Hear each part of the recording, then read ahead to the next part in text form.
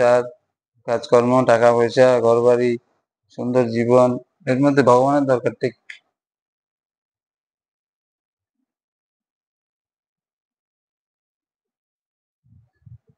আছে? দরকার নেই না? ভগবানের দরকার আছে কেন?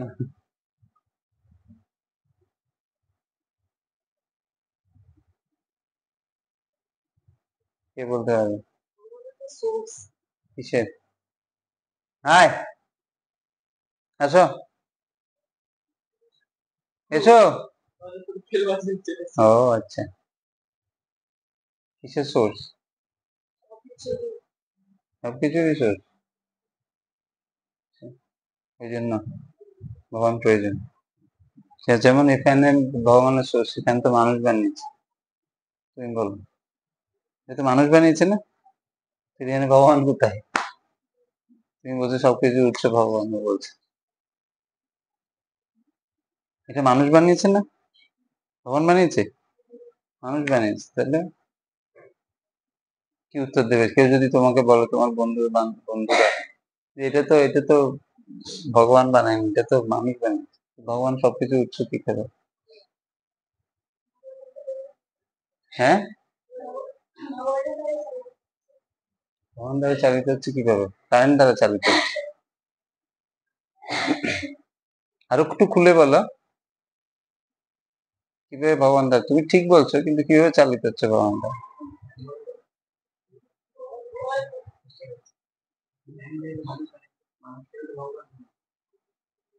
গুড, সুন্দর বলেছো। ফ্যানটা মানুষ বানিয়েছে, মানুষকে তো ভগবান বানিয়েছে। ঠিক, মানুষ তো কোনো যন্ত্র বানায়নি। হ্যাঁ, হ্যাঁ, কোনটা?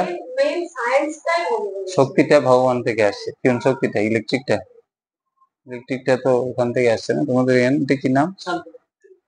ওই যে পাওয়ার, কি থেকে হয় এটা? জল থেকে না? ওই যে এখানে একটা পাওয়ার প্ল্যান্ট আসার সময় দেখলাম, পাওয়ার প্ল্যান্ট একটা আছে না আসার সময়, কিসের থেকে হয় এটা?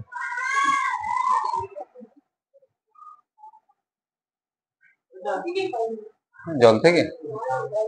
কয়লা থেকে তাপ বিদ্যুৎ, কয়লা থেকে। ওই কয়লাটা কোথা থেকে এসছে? কয়লাটা মানুষ বানিয়েছে? কোথা থেকে? কয়লা কোথায় হয়? চুলায়? খনিতে? খনিটা মানুষ বানিয়েছে?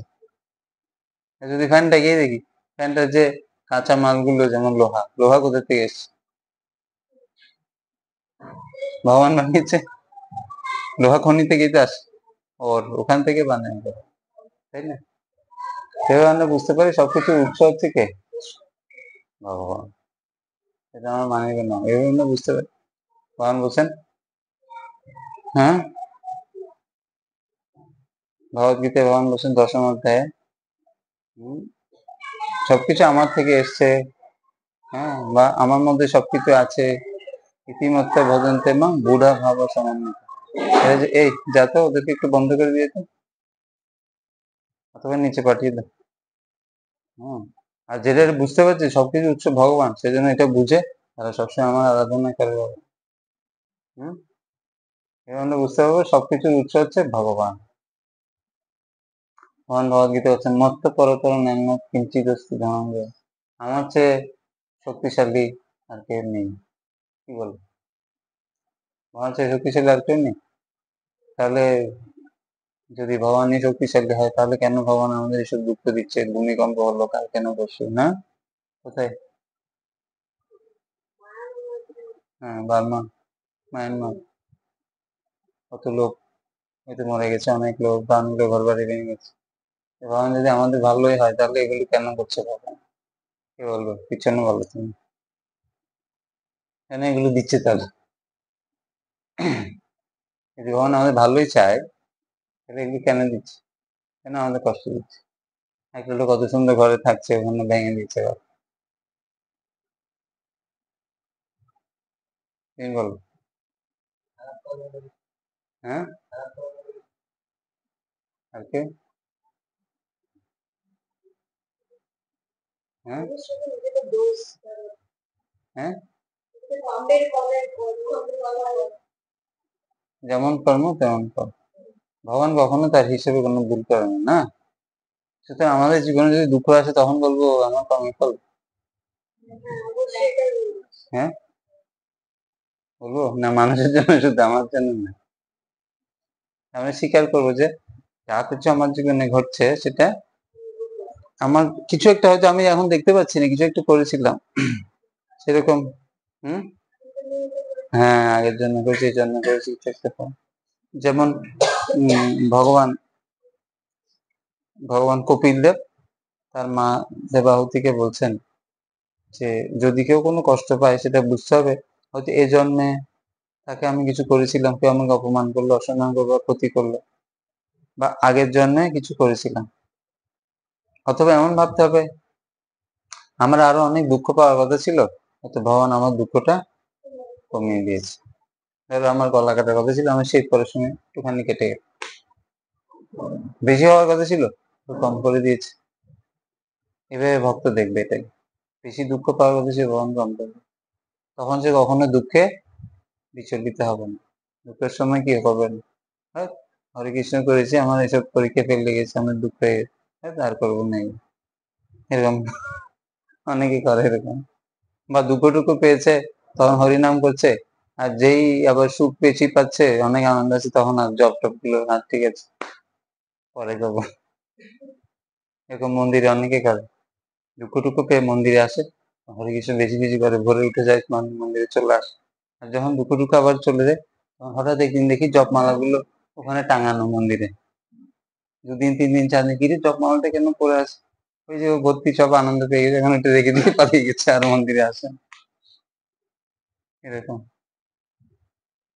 এই জন্য বলছেন ভক্তরা দুঃখেষু অনুদ্বিগ্ন, সুখেষু বিগত যারা। দুঃখেও বেশি চিন্তা করেন যেন ভগবানের ইচ্ছে, আর বেশি সুখেও বেশি আনন্দ পায় না, ভাবে এটা ভগবানের ইচ্ছাই হয়েছে, সুখটাও যে পেয়েছি ভগবানের ইচ্ছে, দুঃখটাও। এটা বলে ভক্ত নেন, এটা ভক্ত ভগবানের মধ্যে পাচ্ছে। আবার অনেকে বলে আচ্ছা তোমরা যে এগুলো করছো, হরিনাম করছো, এই করছো সেই করছো, এগুলো এখন করার বয়স হয়েছে, তো বুড়ো হলে করতে হবে, এখন এসব করার সময় হয়েছে, কেন এসব খাচ্ছ, এই করছো? আমরা কি উত্তর দেবো তাদের, কি বলবো বলো তুমি?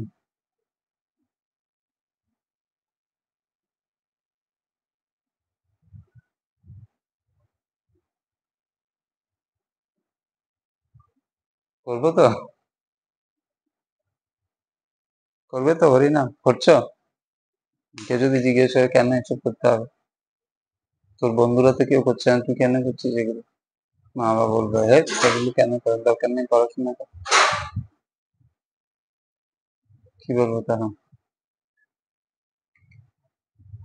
হুম? কি বলো, কিছু বললে কেন লজ্জার কিছু নেই। হ্যাঁ, হ্যাঁ, তুমি কি বলবে, বলবে তখন কি বলবে? চুপচাপ থাকলে তো ওরা অনেক কিছু বলবে। ভালো জিনিস করছি, ভালো। আর তোমরা বলো, কে কি বলবে?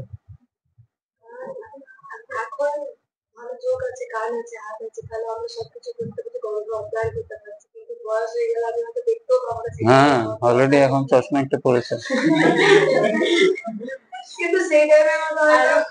আরো তখন আরো বেশি পাওয়ার হয়ে যাবে তখন।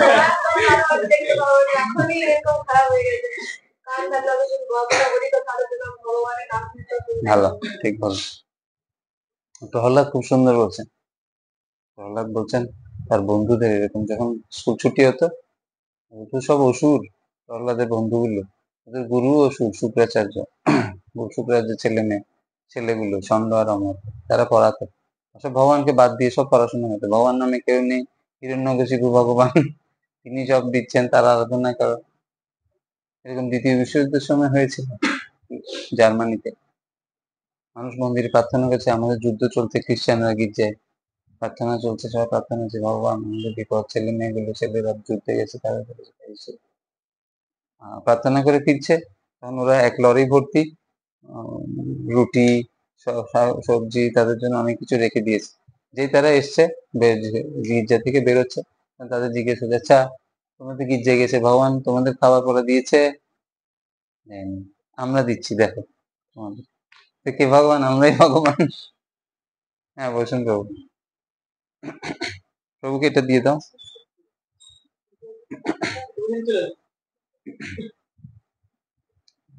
হ্যাঁ, চলে আসো তাড়াতাড়ি। সুতরাং তো বাহ্যিক ভাবে মানুষ অনেক কিছু বোঝাতে পারে, কিন্তু আমাদেরকে বুঝতে হবে যে এই যে প্রহ্লাদ বলছেন যে কৌমারং আচরের প্রাক, 6-7 বছর বয়স থেকে আমাদের ভগবান সম্বন্ধে জানানো উচিত। এটা মা বাবাদের কর্তব্য ছিল, কিন্তু আমাদের মা বাবারা আমাদেরকে, তারা হয়তো নিজেরাও জানে না বলে আমাদেরকে জানাতে পারেনি। সেটা ওদের দোষ না, ওদের অজ্ঞতা, জানি। এখন আমরা যে সুযোগগুলো পাচ্ছি ভালো জিনিসটা করার, জানার, এই সুযোগগুলো আমাদের গ্রহণ করতে হবে এবং নিজেরাও করবো। আমরা কাউকে বুঝি না তোমার পড়াশোনা সব বাদ দাও, এই করো না, যে যা করছি সবকিছু করবো, কিন্তু সাথে সাথে এটাকেও আমরা নিজের জীবনে প্র্যাকটিস করবো। ভগবান যদি আমাদের অনুকূল থাকে, সহায় থাকে, তাহলে আমরা সবকিছু ভালোভাবে করতে পারবো। এমন না যে কেউ চাকরি পেলেই তার সুখ, এমন না যে সুন্দর বিয়ে হলে তার সুখ, এমন না যে তার অনেক শিক্ষা লাভ করলে অনেক সুখ। সুখের চাবুক কি, যে কিসের যে সুখের মানুষ কেউ জানে না আসলে কি। সেই মধ্যে যত ধনী ব্যক্তি তারা সুখে থাকতো, কেউ তারা কষ্ট থাকতো না। সেরকম হলে কেউ অনেক পিএইচডি করে সে সুখে থাকতো না। সুখের সংজ্ঞা এটা নয়। সুখের সংজ্ঞা হচ্ছে আমি আত্মাতে কিভাবে সুখে আছি, সবসময় আনন্দে আছি, এটা প্রকৃত সুখ। সেই জন্য প্রহ্লাদ তার বন্ধুদেরকে বলছেন স্কুল ছুটির সময়, মাঝখানে যে ছুটি হয় না, কি ছুটি হবে এটাকে, টিফিন ছুটি, টিফিন ছুটির সময় বলছেন দেখো, ছোট বয়স থেকে এগুলি করতে হবে, জীবনটা অনেক গভীর, জীবনটা দুঃখের, তুমি যদি ভগবানের আশ্রয় গ্রহণ করো তাহলে তোমার কি হবে, এরকম বলছেন।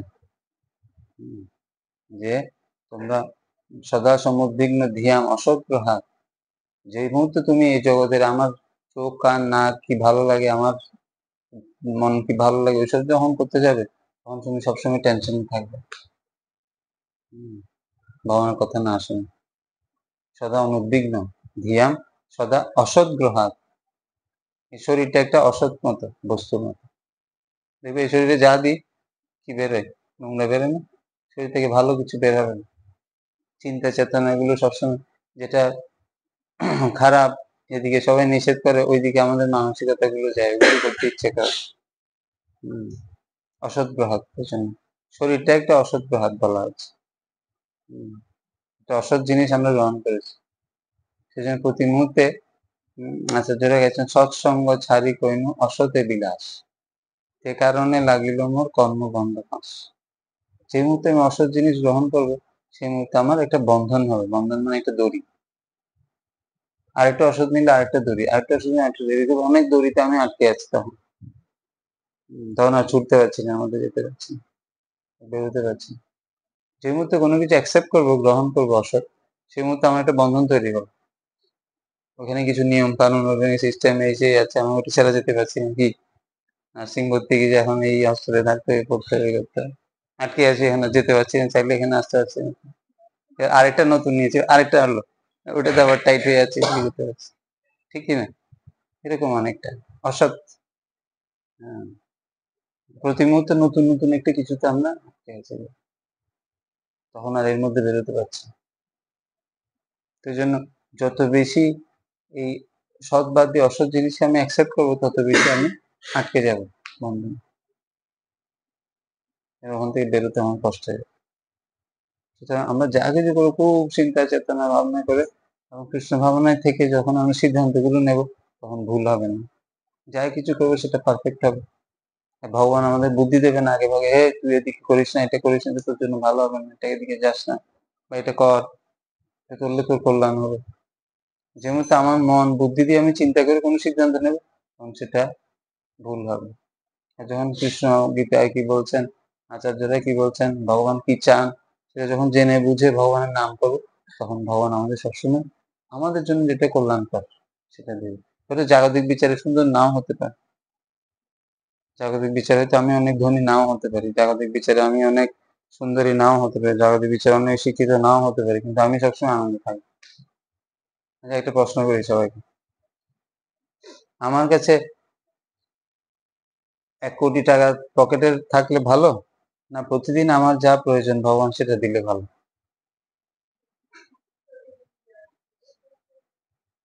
কি মনে হয়? হ্যাঁ, তুমি যদি বলো জাগতিক কোনো লোকের হলে পাগল, তোকে 1 কোটি টাকা দিয়ে যদি না নিয়ে বলছি প্রতিদিন যা দিলে ভালো, পরে পাবে কি না পাবে কোনো ঠিক আছে, যা পাস এখন খেয়ে পরে নেই। হ্যাঁ, বলবে না?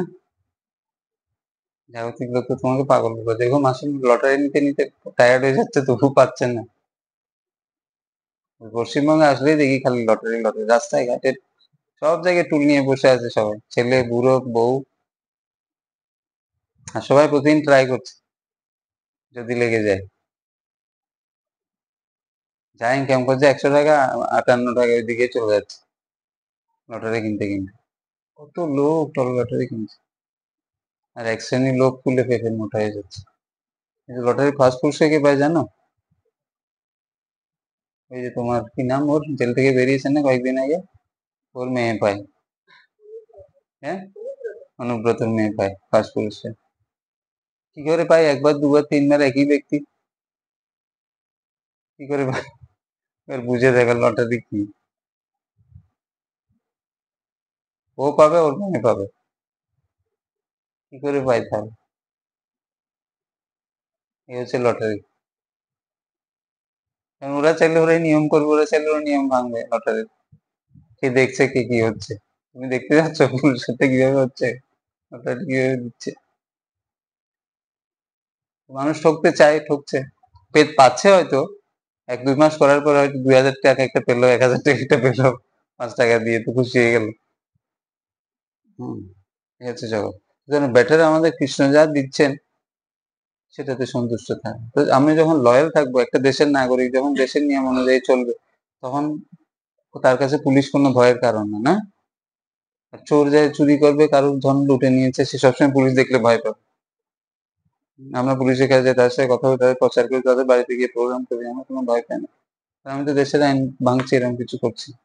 যে চুরি করবে ঘুষ খাবে সে পুলিশ দেখলে ভাবে কখন গিয়ে বাড়িতে আসবো, আনা দিচ্ছে কিনা, কি করছে, কখন আবার আমার ঘুরে বের করছে কিনা কেঁচো। হম, সুতরাং আমরা যখন কৃষ্ণের যে আইনগুলো আছে সে অনুযায়ী চলবো, ভগবান যে আইনগুলো দিয়েছেন সে অনুযায়ী চলবো, কারো কোনো পাপ করবো না, কারো ধন হরণ করবো না, আমি কৃষ্ণ যা বলছি আমি জীবন যাপন করবো, কাউকে কষ্ট না দিই, তখন জীবনটা আনন্দময় হয়। হম, কোনটা চাই? এভাবে চাই নাকি 1 কোটি টাকা? বেটার হচ্ছে ভগবান আমাকে যেভাবে রেখেছেন সে অনুযায়ী। খুব সুন্দর একটা শ্লোক আছে ঈশোপনিষদে। হম, কোনটা? ঈশাবাস্য বিঘ্নং সর্বং যৎকিঞ্চিৎ জগতাং জগৎ কেন ত্যক্তেন ভুঞ্জিতা মা গৃহীত কষ্ট সিদ্ধান্ত। ঈশাবাস্য, এই জগতে সবকিছুর মালিক কে? ভগবান। তো আমার জন্য যতটুকু বরাদ্দ আমি ঠিক ততটুকু নেব, এর বেশিও না কম না। একবার বাজার থেকে আমি চিনি আনতে গেছিলাম, তো আমি ওকে বলছি 1 কিলো চিনি দিতে, ও দিয়ে দিয়েছে 2 কিলো, মানে হাফ কিলো, আমি বলছি 1 কিলো দিয়ে দিয়েছে, এরকম কিছু একটা। তো আমি ঘরে এসে দেখছি তো কিরে বেশি দিয়েছে মনে হচ্ছে। তো আমি আবার দোকানে গিয়ে ওকে বলেছি, ও আবার 1 কিলো করে দিয়েছে, আমার নিয়ে এসেছি। বাড়িতে যখন যাদেরকে বলেছি ওরা আমাকে সবাই পাগল বলছে। তো তোকে দিয়ে 2 কিলো নিয়ে চলে আসবে, আবার তুই ওর কাছে দিতে গেছে, পাগল ছাড়া আর কিছু না। জাগতিক বিচারে আমরা পাগল হতে পারবো না। সবাই আমাকে পাগল হবে, তাই না? তো অনেক সময় এরকম সিচুয়েশন আমাদের জীবনে আসতে পারে, তখন আমরা ভাববো কি রে সবাই তো পাগল বলছে, তাহলে আমি পাগল মনে হয় নাকি? আমার একটা কথা, চিল্লে বলছে কান নিয়ে গেছে, সবাই বলছে চিল্লে কান নিয়ে গেছে, আমাকে তো ধরে দেখতে হবে কানটা আছে কি নেই, নাকি? সবার কথা শুনে আমি ভাববো আমার কান নেই। তো এই জন্য আমাদের জীবনে সাধু গুরু শাস্ত্র প্রয়োজন। আমরা যখন প্রতিদিন হরিনাম করবো, প্রতিদিন শাস্ত্র গ্রন্থ পড়বো, কিছু না কিছু গ্রন্থ পড়বো, তখন আমাদের জীবনে একটা দৃঢ় বিশ্বাস হবে শাস্ত্রের প্রতি, সাধুর প্রতি, গুরুর প্রতি। তখন আমরা তাদের কথা শুনবো শুধু, কারণ তারা কখনো আমাদের অকল্যাণ চাইবে না। ভগবান কখনো অকল্যাণ চাই? ভগবান যদি সত্যিকার আমাদের পিতা হয়, উনি চাইবে কোনো অকল্যাণ আমাদের? কখনো চাইবে না। আমরা তাদের প্রতি বিশ্বাস রাখি, গুরুর কথা শুনি, সাধুর কথা শুনি, শাস্ত্রের কথা শুনি, আমাদের জীবনটা আনন্দময় হয়। কখনো দুঃখ আসবে না, টেনশন আসবে, হ্যাঁ স্ট্রাগল আসতে পারে, যেহেতু ওয়ার এগেইনস্ট মায়া। প্রভুপাদ বলছেন নদী আছে এখানে, বেশি নদী টদী দেখা যায় না, নদী ধরে এদিকে জলটা বইছে, নৌকা যদি এদিকে চালাই তাহলে নৌকাটা সহজে সহজে চলে যাবে নৌকা, কিন্তু নদীর জল এদিকে হয়েছে, আমি যদি এদিকে চালাই অনেক কষ্ট, স্রোতের বিপরীতে চালাতে অনেকক্ষণ পর যাবে নৌকাটা। এই জগৎটা সবাই একদিকে চলছে, যে মুহূর্তে আপনি বিপরীত দিয়ে কিছু করতে চাইবে তখন অনেক স্ট্রাগল, সেজন্য অনেক প্রশ্নের সম্মুখীন হতে হবে, অনেকে পারবে না এটা সহ্য করতে, সেজন্য অনেকে আসে, কিছু লোকই থাকে, বাকিরা চলে যায়, অনেক কঠিন আছে না। সেজন্য আমাদের কাছে শক্তি কি, আমাদের হরিনামটা আমাদের কাছে শক্তি। যে মুহূর্তে আমরা খুব ভালো জপ করবো, প্রার্থনা করবো, যে মুহূর্তে আমি শাস্ত্র গ্রন্থ, গীতা স্পেশালি বা প্রভুপাদের অন্যান্য গ্রন্থগুলো পড়বো, তখন যে সাধু, প্রকৃত শুদ্ধ ভক্ত, গুরু বা কৃষ্ণ, তারা সবসময় আমাদের কল্যাণের কথা বলে। হয়তো শুনতে খারাপ লাগবে, করতে খারাপ লাগবে, কিন্তু আমাদের কল্যাণের জন্য তারা বলে, কখনো আমাদের অমঙ্গল চায় না। আর এই জগৎটা কাকে মেরে কে খাবে, এটা হচ্ছে জগৎ। কাকে ঠকিয়ে কে খাবে, কি মনে হয়? এই যত অ্যাডভার্টাইজ যা কিছু দেখো, কেউ লস করে কোনো কিছু বিক্রি করে না পোষ, নাকি? এত টাকা ছাড়, এত মূল্য হ্রাস, এই সেই, লস করে দেয়? তো চলবে কি করে লস করবে? বাহ্যিক দিক দিয়ে আমরা সব খুশি হয়েছে, ও এত কম দামে এটা পাওয়া যাচ্ছে, তো কেউ লস করে না। একটা কত এমএল, 200 ml এর একটা 7 আপ বা স্প্রাইট কত, 15 টাকা, 20 টাকা, 20 টাকা, 25 টাকা, 25 টাকা, ওর খরচ হয় মাত্র 5 টাকা বা 3 টাকা, আর বাকি টাকা কেন নেই? কোটি কোটি টাকা দিয়ে হিরো হিরোইন গুলোকে সে অ্যাডভার্টাইজ করাচ্ছে, পয়সাগুলো কোথা থেকে তুলবে? বাকি যে বিভিন্ন যারা, আর যারা এর মাঝখানে আছে তাদেরকে দিতে হবে টাকা, ওই জন্য 3 টাকা 5 টাকা ওর খরচ, সব মিলিয়ে ওটা 25 টাকা দিয়ে বাজারে বিক্রি করছে। এইভাবে এখন এই ওয়ার্ল্ডটা চলছে, বিজনেস ওয়ার্ল্ড। ক্ষমতা সব একজনের হাতে, বাকি সব এইসব দিয়ে মাঝখানে এভাবে চলছে যাবে, আমাদের কাছে পৌঁছাচ্ছে অনেক টাকা। এগুলো বাস্তব রূপে যদি সবকিছু দেখে, বা পৃথিবীতে সবচেয়ে আমরা গোমাতার পূজা করি, কেউ গরু কাটি না, তাই না? ভারত একমাত্র দেশ। কিন্তু এটা জানো, পৃথিবীতে যত গোমাংস রপ্তানি হয় সবচেয়ে বেশি রপ্তানি করে ভারত।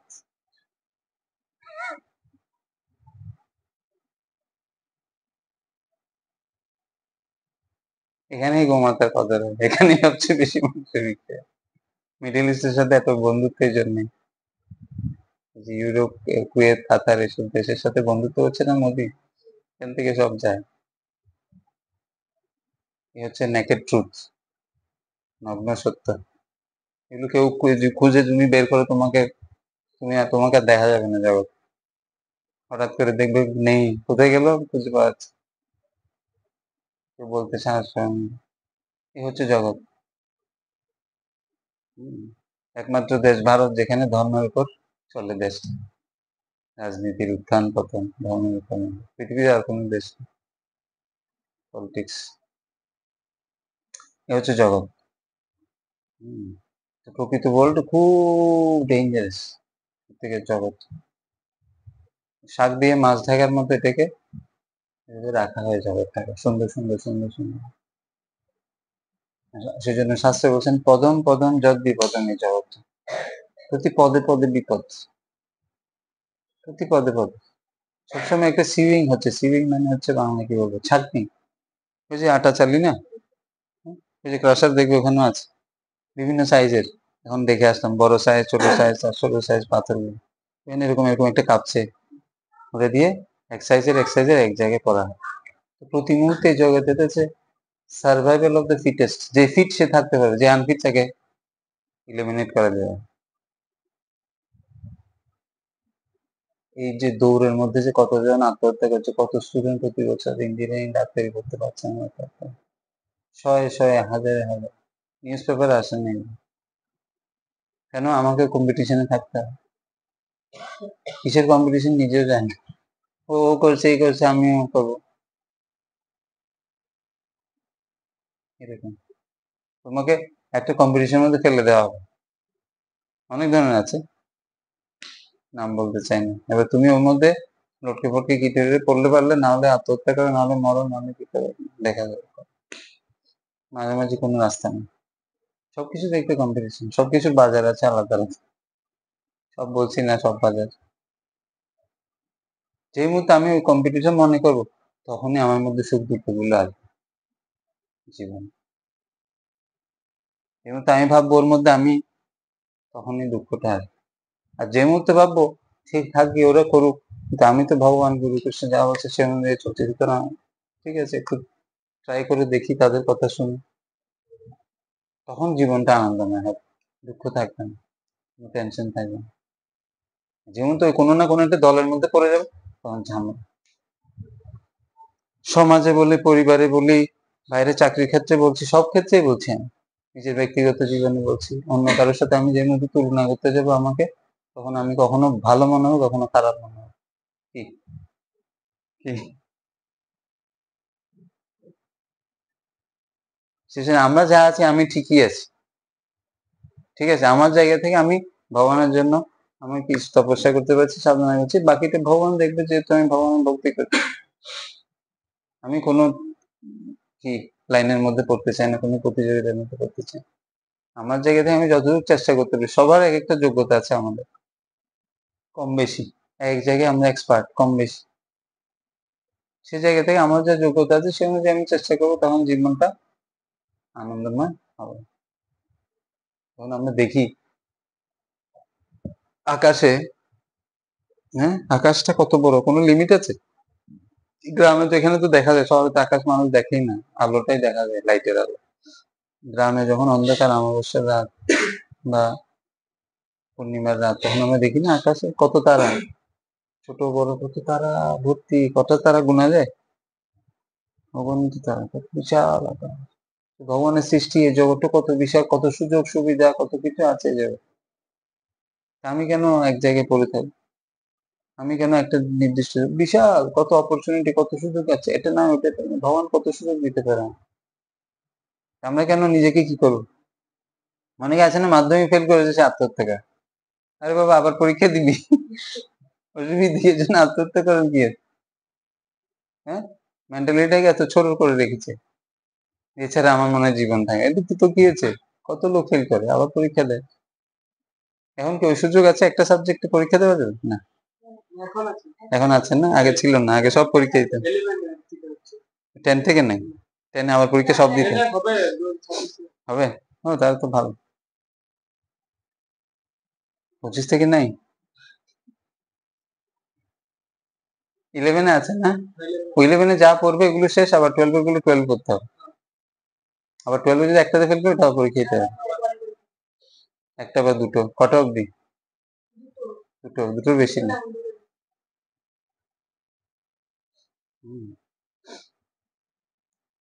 সেই জন্য এখন থেকে আমাদের সেভাবে প্রস্তুতি নিতে হবে। হ্যাঁ, যেখানেই যাই না কেন জীবনটা স্ট্রাগল করতে হবে। স্ট্রাগল মানে বাংলায় কি? যুদ্ধ, লড়াই, লড়াই করতে হবে, সবাইকে লড়াই করতে হবে। তো আমরা যখন আগে ভাগে জেনে যাব জীবনটা কিরকম, শাস্ত্র পড়ে, সাধুর কাছ থেকে, তখন আমরা প্রস্তুত থাকবো। আর যদি প্রস্তুত না নিই, তাহলে আমরা যে কোনো মুহূর্তে বিপদের সম্মুখীন, তখন আমরা বিপদে পড়ে তারপর থেকে আমাদের শিখতে হবে। আগে থেকে যদি রেডি থাকি, শাস্ত্র পড়ে, সাধুর গুরু, এক্সপার্ট লোকদের কাছ থেকে শুনে, তাহলে আমরা জীবনটা ওইভাবে গড়ে দিতে পারবো। জীবনটা হচ্ছে প্রস্তুতি, আর মৃত্যুটা হচ্ছে পরীক্ষা। যে কোনো সময় মৃত্যুটা আসতে পারে না, আমরা এখন ইয়াং, মৃত্যু আসবে না, না যারা কম বয়স ওরা মরে না, যে কোনো সময় আসতে পারে। সবসময় আমি প্রস্তুত, এমন না যে 70 বছর হলে মরতে হবে। প্রস্তুতি মানে এটা কি, তেমন কঠিন কিছু না। প্রস্তুতি মানে আমি ভগবানের নাম করছি, ভগবানের ভক্তের সঙ্গ করছি, ভগবানের ধামে যাচ্ছি, ভগবান যা বলেছেন সেগুলো করার জন্য চেষ্টা করছি, জানার চেষ্টা করছি, বা সেগুলোই প্রস্তুতি, কঠিন কিছু না। ওগুলো আমি সারাদিনে 1-2 ঘন্টা, 1 ঘন্টা সময় দিলে আমি এগুলো করতে পারি, সময় পেলে একটু জানার চেষ্টা করা। আর তখনই আমরা এগুলো করতে পারবো যখন আমরা সেরকম লোকের সঙ্গ করবো। যেমন কেউ চান্স পেলেই, যারা মদ খায়, চান্স পেলে ধরো চল আসে সবাই মিলে মদ খাই, একসাথে বসে, মদ যারা মাতাল তাদের সঙ্গে কথা বলতে মদ খাইতে ইচ্ছা হবে। বা চোর, তারা সবসময় প্ল্যানিং করবে কোথায় কি হচ্ছে, মেলা টেলা হচ্ছে, ওখানে গিয়ে চুরি করবো, চল গিয়ে পকেট মারগুলো একসাথে মিলিতে হয়। মেলা টেলা যেখানে ভিত্তি হয় ওখানে গিয়ে দেখবে একসাথে গিয়ে সব, যখনই আমাদের মায়াপুরে গোড়ার পূর্ণিমা হয় তখন ওগুলো আসে দলে দলে, যখন জন্মাষ্টমী অনেকে ধরা পড়ে, এসে এসে মানুষের পকেট কাটে দলে দলে, মেয়েরাও আসে এসে এসে। তো যে যেরকম সঙ্গ করবে তার সেরকম হবে। আর আমাদের যেরকম ভক্ত সঙ্গ করে, তাহলে আমাদের ওগুলো ইচ্ছা হবে না, আমাদের এইসব জিনিস জানতে ইচ্ছা হবে, শুনতে ইচ্ছা হবে, করতে ইচ্ছা হবে। ইচ্ছা করে আমাদের প্রতিদিন না হোক, প্রতি সপ্তাহে হোক, 15 দিনে হোক, এরকম ভক্তদের গ্যাদারিং সঙ্গ একসাথে বসে, বা একজন না হলে দুজন, না 5 জন 10 জন না হলে একজন দুজন বসে বসে আমরা এসব নিয়ে চর্চা করা, আলোচনা করা, শোনা, শুনে সেগুলো নিজের জীবনে প্র্যাকটিস করা। তাহলে আমরা পজিটিভিটি, মানে একটা ভালো দিকের দিকে মনটা চলে যাবে। তাহলে মনের কাজ হচ্ছে সবসময় থিঙ্কিং, ফিলিং, উইলিং, ইচ্ছা, চিন্তা, ইচ্ছা, বাসনা, মনের কাজ। প্রতি মুহূর্তে যে কোনো বিষয় বস্তু দেখলে সে চিন্তা হবে, ইচ্ছা হবে, বাসনা হবে। প্রথমে চিন্তা রূপে সেটা আসবে, তারপর ইচ্ছা আসবে, তারপর লাভ করার বাসনা হবে। যে কোনো বস্তু জগৎ, যে কোনো বিষয়, চোখের কাজ, কানের কাজ, নাকের কাজ, মুখের কাজ, জিহ্বার কাজ, এটাই ত্বকের কাজ। সে এটা সেই যে একটা চিন্তা করবে, তারপর ইচ্ছা করবে, তারপর বাসনা। যে মুহূর্তে আমরা এসব ভগবান এবং সে সম্বন্ধে জিনিসগুলো নিয়ে চর্চা, শক্তি লাভ না করবো তাদের কাছ থেকে, তা নাহলে আমরা এর মধ্যে এসে যাবো। কারণ অনাদি কর্মফলে অনেক জন্মের ফলে আমরা এগুলো আমরা করে এসেছি, খাওয়া, ঘুম, আত্মরক্ষা, মৈথুন, এসব কাজ করি। তো এগুলো আমাদের জীবনের ধ্যান জ্ঞান সবকিছু। যত ধনী হবে, যত শিক্ষিত হবে, তিনি সফিস্টিকেটেড ওয়ে করবে। ধনী হলে সে হয়তো বেশি দামি খাবার খাচ্ছে, বুঝে গেল, এক কাপ চার দাম হয়তো 500 টাকা, আর আমরা দুইটা কয় টাকা, 5 টাকা পাওয়া যায়। কেউ 5 টাকা দিয়ে খাচ্ছে আর 500 টাকা দিয়ে খাচ্ছে, একই কিন্তু চা। হ্যাঁ, ওই ব্যাস, এটাই ডিফারেন্স। খাওয়া, ঘুমানো, কেউ হয়তো এটা কত টাকা হবে, 1-2 হাজার টাকা, 5 হাজার, কত ফোনটার দাম 6,000, না এটার দাম 6,000। কেউ তো 6,000, আর কেউ 600 টাকা, আর কেউ এমনিতেই মাটিতেই শুচ্ছে একবারে ফ্রি। বুঝে গেল, ঘুমটা আসলে কিন্তু তখন আর বুঝবেন না 6,000 আর 6 টাকা নাকি। আসেন, যারা লোকাল ট্রেনে চড়ে ঘুমায় না, বসে বসে দাঁড়িয়েই ঘুমাচ্ছে দেখছি, কি করবে, ঘুম আসে তখন ওটা দেখছে আমি 6,000 টাকা ঘুমাবো কি 600 টাকা। কিন্তু এগুলোর জন্য অত পরিশ্রম, অত টেনশন, অত প্ল্যানিং এর প্রয়োজন নেই। ওগুলো আসলে ঠিক আছে, 6,000 টাকা আসলে 6,000 টাকা এখন বসে আছি। আবার কারো বাড়িতে দেখছে মাটির ঘর, সেখানে মাটিতেই বসে আছি, বসা নিয়ে কথা নাকি। এখন 6,000 এর উপরে বসে আছি, কারোর নিচে মাটিতে বসে আছি, বসা নিয়ে কথা, অত নিয়ে অত টেনশন করা দরকার। খাওয়া, ঘুম, নিজেকে রক্ষা করার প্ল্যানিং, কত কিছু প্ল্যান করছে, কত ইন্স্যুরেন্স বানাচ্ছে, LIC করছে, এই করছে, সে করছে। একজন বলছে প্রভু 1 বছর পর আমার এটা হবে ম্যাচিউর, তারপরে 5 বছর পরে তা ওইটা ম্যাচিউর হলে এটা করবো, আমার LIC করা আছে, এই সেই কত প্ল্যানিং করছে মানুষ নিজেকে। কিন্তু এক মুহূর্তে যদি আমি চলে যাই, তখন প্ল্যান সব শেষ। খাওয়া, ঘুম, আত্মরক্ষা, মৈথুন, এই জগতের সবচেয়ে বড় আকর্ষণ। একটা ছেলে একটা মেয়ের প্রতি আকর্ষণ, একটা মেয়ে ছেলের প্রতি আকর্ষণ। তো প্রভুপাদ একজনকে জিজ্ঞাসা, আচ্ছা, ও প্রভুপাদকে এসে বলছে, প্রভুপাদ আমি কিন্তু আকর্ষিত হইনি। প্রভুপাদ বলছে আকর্ষিত হও না, ঠিক আছে। প্রভুপাদ শিষ্য বলছে ওকে ডাক্তারের কাছে নিয়ে যাও।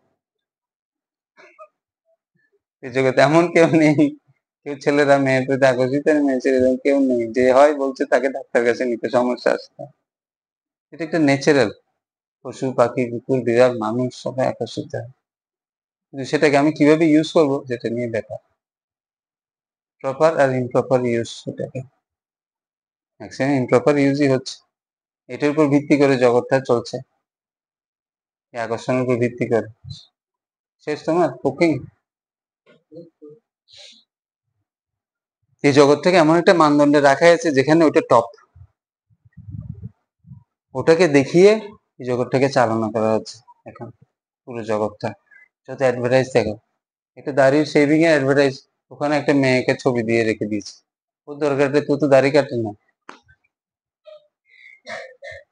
ওই ছবিটা রেখেছে কেন? বুঝে গেল বলার উদ্দেশ্য? সবাই তো বড় বুঝতে পারে, মানে এটাই আকর্ষণীয় জগতে সবকিছু এমন ভাবে মানুষকে, মানে উদ্দেশ্য কি সবাই বুঝতে পারছে, ওই উদ্দেশ্য কিন্তু অন্য কিছু কাজ করে নিচ্ছে তাদেরকে দিয়ে। যেভাবে সবকিছু পরিচালিত হচ্ছে, সব ছবি, সিনেমা, দেখো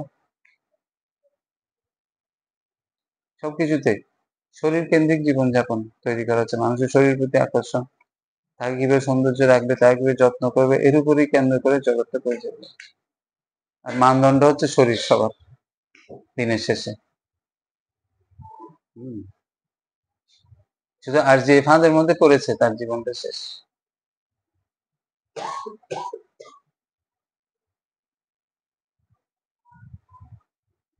সেই জন্য সবকিছু একটু সময় সুযোগ অনুসারে সবকিছুকে ইউজ করার ব্যাপার আছে, যখন যার যেরকম সময় হবে। কিন্তু এমন ভাবে জগৎটা দেখানো হচ্ছে যে তুমি জন্ম থেকেই সবকিছু, বয়ফ্রেন্ড, গার্লফ্রেন্ড, কত সহজে মানুষ নষ্ট হয়ে যাচ্ছে। কলকাতায় গেলে তুমি দেখবে ছেলেরা দোকানে বিড়ি খাচ্ছে না, সিগারেট খাচ্ছে না, মেয়েরাই খাচ্ছে। দেখেন ফ্যাশন হয়ে গেছে, খেতেই হবে, না খেলে চলবে না, এরকম একটা হয়ে গেছে কালচার।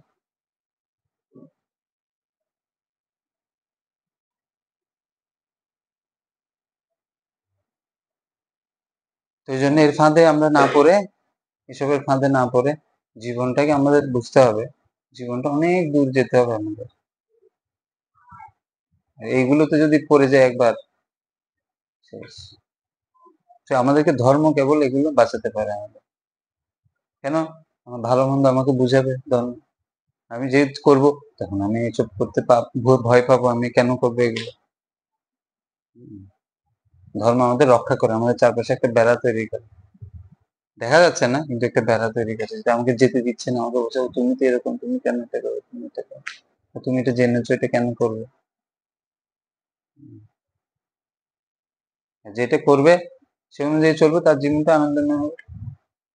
সবকিছু নির্দিষ্ট সময় আছে, কখন কোনটা কোন সময় আমাকে লাভ করতে হবে, কোনটা লাগবে, সেটা টাইম টু টাইম ভগবান সব শিখিয়ে দেবে আমাদের। যেমন একটা ছোট বাচ্চা, এই যে বাচ্চাগুলো এখন দৌড়াচ্ছে, খেলছে, আমরা দৌড়াবো ওদের মতো? আমরা দৌড়িয়েছি, ওই সময়টা আমরা দৌড়িয়েছি ওই বয়স।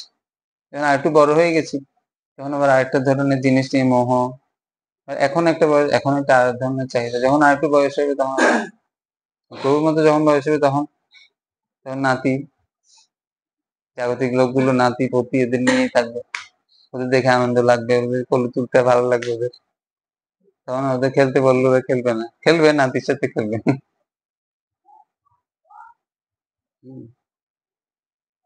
কিন্তু দেখো চাহিদা গুলো, ভালোবাসা গুলো ডিফারেন্ট ডিফারেন্ট না, ডিফারেন্ট ডিফারেন্ট না। একটা গল্প মনে পড়ছে, ওই একটা মেয়ে দুর্গাপুরে থাকতো, তো ওর পড়াশোনা খুব ভালো ছিল, বড় হয়ে হঠাৎ করে সে কলকাতায় চান্স পেয়েছে মেডিকেলে। তো মা বাবার সাথে, মাকে ছেড়ে চলে যেতে, মাকে ছাড়া থাকতে পারে না, ছোটবেলা থেকে মা স্কুল কলেজ সব জায়গায় নিয়ে গেছে, ওকে পড়াতেও খুব ভালোবাসতো, মাই খাইয়ে দিত, মাই ঘুম পাড়িয়ে দিত। এখন মাকে ছাড়া কিভাবে যাবে কলকাতায় পড়াশোনা করার জন্য, এমবিবিএস করতে যাচ্ছে, অনেক কষ্টে মা গিয়ে রেখে এসে এক সপ্তাহ থেকে থেকে কোথাও হোস্টেলে ঢুকছিল। এবার সকাল বিকাল মাকে ফোন করে, মার সাথে ফোন করতে করতে হঠাৎ 1 মাস 2 মাস 3 মাস পরে আর মাকে বেশি ফোন করে না, 2-4 দিন পর পর ফোন করে, পরে ব্যস্ত মা ভেবেছে। হঠাৎ একদিন একটা ওর বান্ধবী ফোন করে বলছে, জানেন মাসি, পিসি যা বলে, বলছে ও না একটা ছেলের সাথে ওর বন্ধুত্ব হয়েছে, আর ওই ছেলেটা না নেশা করে, ড্রাগ এডিক্ট, ছেলেটা এরকমই করে, অনেক মেয়েদের ক্ষেত্রে ফাঁসিয়ে দিয়েছে, সে করে, খুব সাবধান, আপনি একটু বলবেন। তো মা তখন তাকে গিয়ে একটু বোঝাতে গেছে, আর সে তো বুঝতে পারছেন বয়সটা এরকম, অনেক কিছু মানবে না, বাচ্চাটা দেশে যা বুঝে ইমোশনাল অ্যাট্রাকশন, শুনছে না, মা অনেক করে বোঝাচ্ছে, এসে করছে, একবার গিয়ে তাকে বললেও আসে, তাও শুনতে পাচ্ছে যে সব, মার সাথে আর বেশি কি হচ্ছে না, বিরক্ত হচ্ছে মার কথায় এখন যদিও বোঝাতে। তো মা একদিন একটা বাহানা করলো যে অনেক অসুস্থ আমি, তুই আমার সাথে একটু কি করে আয়। যখন এসছে বাড়িতে মা ওকে যেতে দিচ্ছে না, কিন্তু পড়াশোনা করছে না, এখন ওকে নিয়ে চালাতে আছে, এই উদ্দেশ্য নিয়ে করেছিল। আর ওকে বাড়িতে বেরোতে দিচ্ছে না, আর মেয়েটা তো কোনো নেই, কথা বলতে পারছে না, ও তো খুব বিরক্ত হয়ে গেছে। আর যে মা সারাচ্ছে চলতে পারতো না, ওর মাই তার এখন এক নম্বর শত্রু। মাকে গালাগালাজ করতেছে সকাল বিকাল, শুধু খাওয়া দাওয়ার সময় খুলে দেয় আর ওকে বন্ধ করে রেখে দিয়েছে মেয়েটা। যে মাকে ছাড়া সে এক মুহূর্তে থাকতে পারে না, ওই মাই নম্বর শত্রু। হম এই জগতে এরকম একটা উদাহরণ দিলাম, এটা বাস্তব ঘটনা। পরে কি ঘটনা হয়েছে জানি না, এতটুকু জানতাম। জগৎটা কিসের উপর নির্ভর করে চলছে এখন বোঝা মুশকিল। সব ক্ষেত্রে যে মেয়ে খারাপ সেটা না, অনেক সময় মা বাবাও হতে পারে। এখন মানদণ্ডটা কি, কিসের উপর ভিত্তি করে? মানদণ্ড হচ্ছে ভগবান, সাধু, শাস্ত্র। এর উপরে ভিত্তি করে আমি সিদ্ধান্ত নেব কে সঠিক কে সঠিক, কে ভুল। কিন্তু আমাদের কাছে যদি শাস্ত্র না থাকে, ভগবান না থাকে, তাহলে আমি কিভাবে বুঝবো কোনটা ঠিক কোনটা ভুল? তখন ওই পত্রিকা পড়েই বুঝতে হবে কে ভুল কে ঠিক। পত্রিকা এও বললে ভুল, সেগুলো বললে ঠিক। যেমন আফগানিস্তানের সাথে আমেরিকার যুদ্ধ হয়েছে না অনেক বছর, জানো? আফগানিস্তানে গিয়ে আর্মিরা ছিল, ওখানে শাসন করেছে প্রায় 20-25 বছর। তখন নিউজ পেপারে দেখাতো আফগানিস্তানের সব লোকগুলো গানটা নিয়ে আমেরিকানদের মারছে। যদি আমি চিন্তা করি একটা দেশ ধরো ভারত, আফগানিস্তানটা ভারত ধরলাম, এখানে লোকেরা কি সারাদিন বন্দুক নিয়ে দাঁড়িয়ে থাকে? তাদের ছেলে মেয়ে নেই? তারা চাকরি বাকরি করবে না? তাদের ছেলে মেয়েদের মানুষ করবে না? তারা যদি ইচ্ছা হয় না ছেলে মেয়ে ডাক্তার ইঞ্জিনিয়ার হোক? কিন্তু সাংবাদিক গুলো এমন ভাবে দেখায় যে ওরাই শুধু খারাপ, আফগানিস্তানের লোকেরা, আর আমেরিকান লোকেরাই শুধু ভালো। ওখানে কি একটা লোক ভালো নেই আফগানিস্তানে নাকি? এখন সংবাদপত্র গুলো এমন ভাবে জগৎকে উপস্থাপনা করে যে ওরা যেটা চায় মানুষকে ওইভাবেই দেখাবে। সুতরাং তুমি যে সংবাদপত্র বিশ্বাস করবে, সাধারণ লোককে বিশ্বাস করে, পলিটিক্যাল লোককে বিশ্বাস করবে, সবাই পার্সিয়াল এখানে। ওটাকে বলা হয় ইংরেজি ভাষায় ইয়েলো জার্নালিজম, মানে পক্ষপাত সাংবাদিকতা। এটা আমি ওর পক্ষ হয়ে শুধু বলবো। আমরা পত্রিকা দিলে দেখবে বর্তমান হচ্ছে তৃণমূলের, তারপরে আনন্দবাজার হচ্ছে বিজেপি। হ্যাঁ, আগে বিজেপি ছিল। এনিওয়ে, ও শুধু এর বিপক্ষে বলতে, একটা ভালো বলবেন। জগতেও তুমি যে কাকে পক্ষ নেবে ওরকম কেউ নেই, সবাই ভিতরে বাইরে কোনো না কোনো পক্ষের হয়ে কাজ করছে। হয়তো কাউকে দেখা যাচ্ছে, কাউকে দেখা যাচ্ছে। যে মুহূর্তে তুমি স্টুডেন্ট, তুমি এই জগতে কোনো পরিবেশ বা কোনো কিছু নিয়ে প্রতিবাদ করবে, এবার তোমাকে কোনো না কোনো পক্ষ তোমাকে ফাঁসিয়ে দেবে। ঠিক আছে, আমি তোমার পক্ষে কাজ করছি, তুমি আমি এভাবে করতে করতে তুমি একসময় কোনো না কোনো পক্ষে এসে যাবে। কয়েকদিন আগে আমি হাওড়াতে গেছিলাম, ওই জন্য একটা ছেলে বলছে বাবু আমার মামা এরকম তৃণমূল করতো, হ্যাঁ খুব ভালো লিডার, পঞ্চায়েতের প্রধান, কিন্তু সে ঘুষ খাবে না। অনেক টাকা এদিক সেদিক আসছে না, বিভিন্ন প্রজেক্ট এসে আসছে, কিন্তু মাঝখানে যে ঘুষের টাকাটা ওর মধ্যে সাইন না করলে তো হবে না। তো এদিকেও দুঃখী, ওইদিকেও দুঃখী, যে কাজ করাবে ও দুঃখী, যে কাজ করবে ও দুঃখী, কারণ ও তো মাঝখানে পয়সার লেনদেনটা হতে দিচ্ছে না। 2 নম্বর এটা কি করবে? উপায় কি? লোকটাকেই হারিয়ে তুলে দাও, তখন আমরা ইচ্ছে কাজ করতে পারবো। তখন ওই লোকটা মদ খেত, তো মদের মধ্যে স্লো পয়জন দিচ্ছে একটু একটু একটু একটু দিয়ে দিয়ে 1 বছরের মাথায় বিভিন্ন এসে হয়ে মারা গেছে। মারার স্টাইলটা এখন আরো আধুনিক হয়ে গেছে।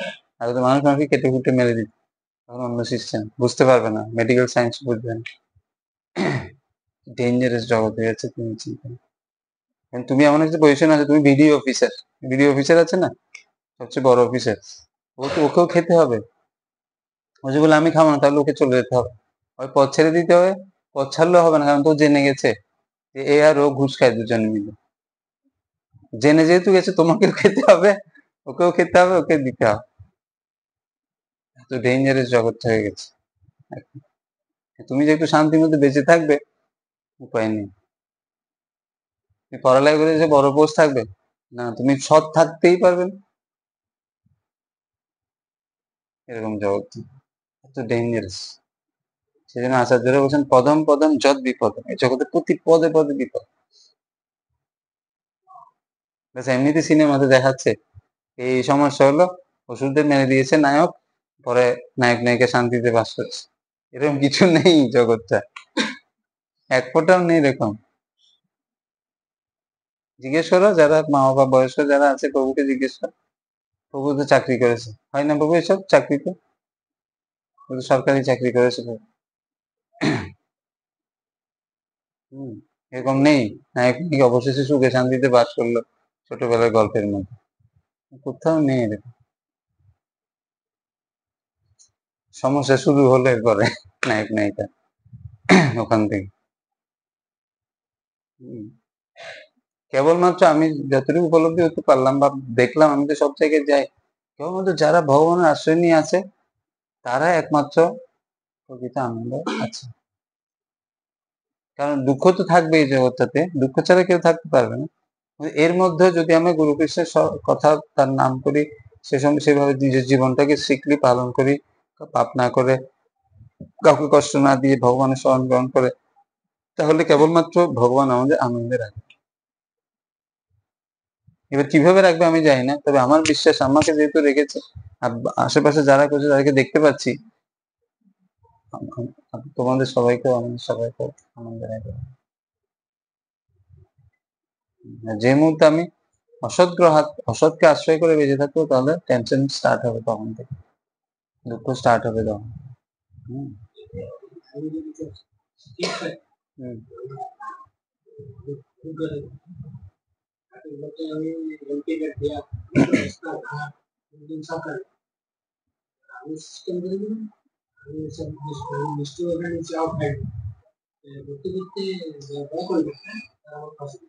হুম হুম হুম